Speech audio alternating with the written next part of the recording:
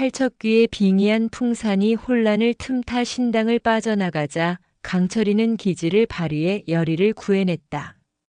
어둠 속을 헤치며 간신히 신당을 벗어난 세 사람 강철이와 열의 그리고 왕 이정은 마침내 풍산이 팔척귀의 숙주였음을 깨닫는다. 그러나 안타깝게도 풍산은 이미 자취를 감춘 뒤였다. 남은 것은 불길한 정적과 그가 남긴 의미심장한 한마디뿐. 그는 열의를 믿기라 칭했었다. 열의는 풍산의 그 말이 귓가를 떠나지 않았다. 자신이 누군가를 유인하기 위한 존재일지도 모른다는 두려움이 가슴 깊은 곳을 짓눌렀고 그가 노리는 진짜 목적이 무엇인지 알 수 없어 더욱 불안해졌다.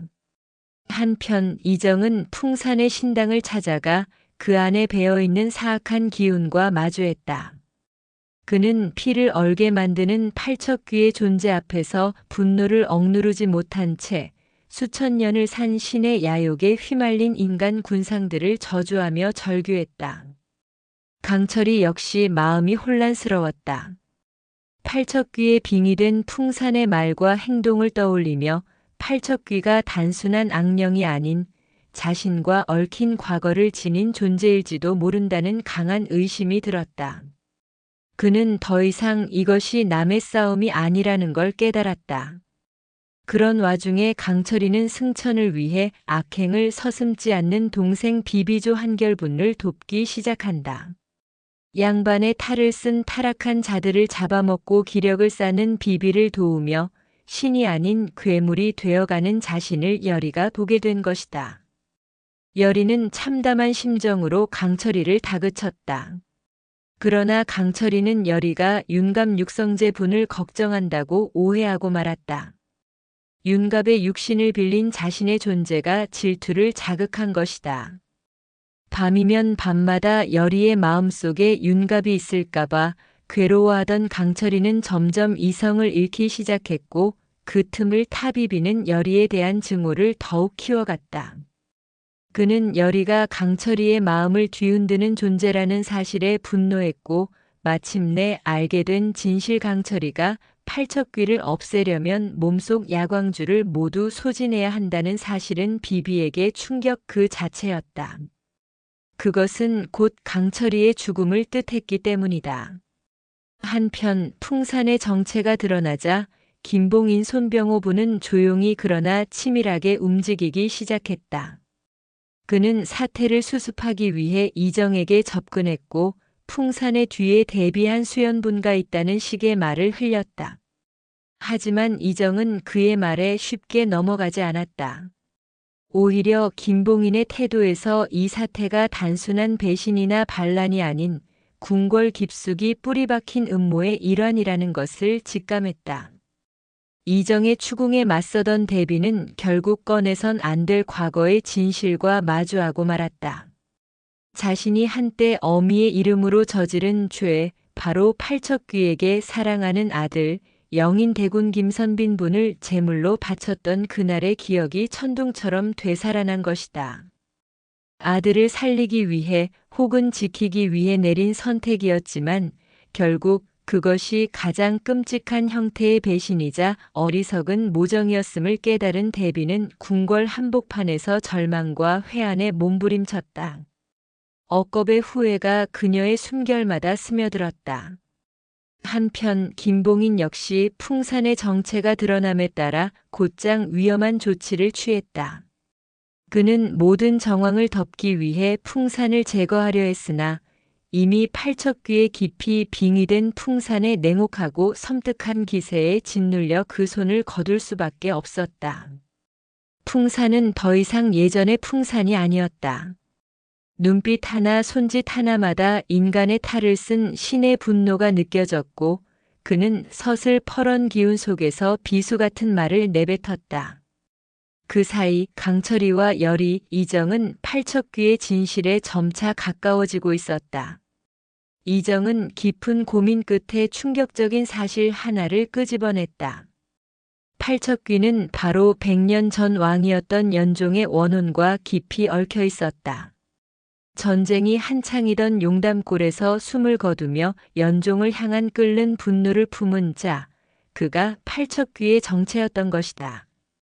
더욱이 연종을 지근거리에서 호위했던 충신의 후손, 바로 최원완 내상분가 이 퍼즐의 열쇠를 쥐고 있을 가능성이 제기되었다.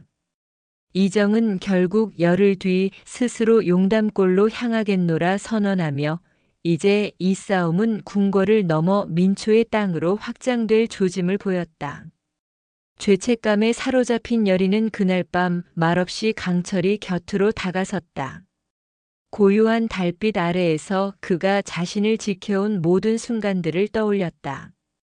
아픔 속에서도 단 한 번 불평하지 않았고 심지어는 자신의 생명까지 걸며 그녀를 지켰다. 여리는 그의 뜨거운 진심을 느끼며 오래 참아왔던 자신의 마음을 전했다. 그리고 여리는 조심스럽게 입을 맞췄다.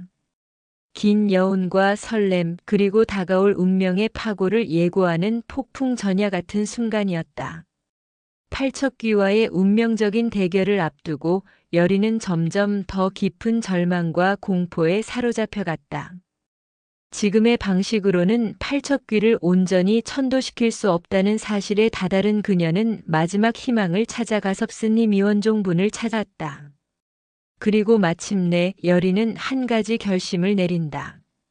팔척귀의 정체가 점점 윤곽을 드러내고 있는 지금 그녀는 스스로 급사의 운명을 감수하겠노라 다짐한 것이다. 그렇게 그녀는 고통스럽고도 두려운 선택을 한다. 화덕차사, 즉 불타 죽은 귀신을 저승으로 데려가는 차사를 소환하기로 말이다. 단 한 번의 호출로도 생명이 위태로울 수 있는 극한의 의식을 감행하겠다는 선택이었다. 그러나 그 시각 또 다른 배신의 그림자가 여리를 향해 다가오고 있었다. 강철이의 동생 비비는 풍산의 교묘한 말에 휘둘리고 만다. 풍산은 비비에게 유혹의 언어를 속삭였다. 하지만 풍산의 계략은 거기서 끝나지 않았다. 그는 강철이까지 신당으로 불러내 비비와 강철이를 서로 마주보게 했다. 둘 사이에 오래된 혈연과 감정의 골을 건드리며 싸움을 유도했고 그 결과 둘 중 하나가 쓰러지면 그 육체에서 튀어나온 야광줄을 손에 넣겠다는 끔찍한 계략이었다. 피할 수 없는 전쟁터 위 강철이와 비비는 서서히 날 선 눈빛을 주고받기 시작했다. 하지만 이 비극을 눈치챈 이는 다름 아닌 열이었다.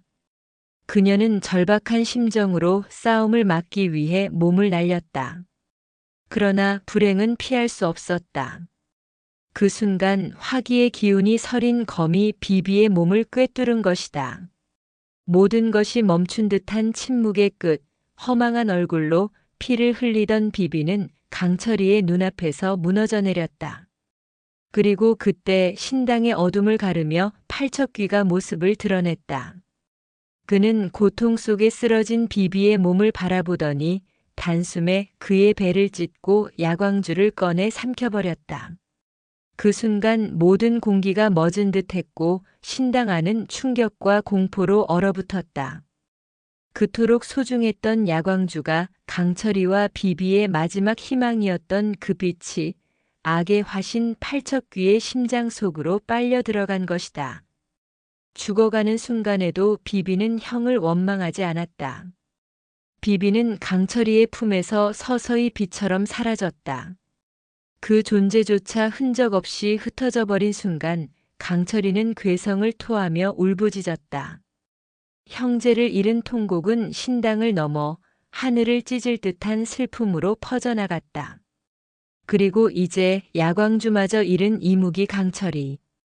더는 신도 괴수도 아닌 존재가 되어버린 그가 앞으로 어떤 길을 걷게 될 것인지, 그리고 야광주의 힘을 흡수한 팔척귀가 어떤 악행을 펼칠지 아무도 예측할 수 없는 시점. 귀궁은 이제 사랑과 배신, 신과 인간, 생과 사를 넘나드는 폭풍의 중심으로 돌진하고 있다.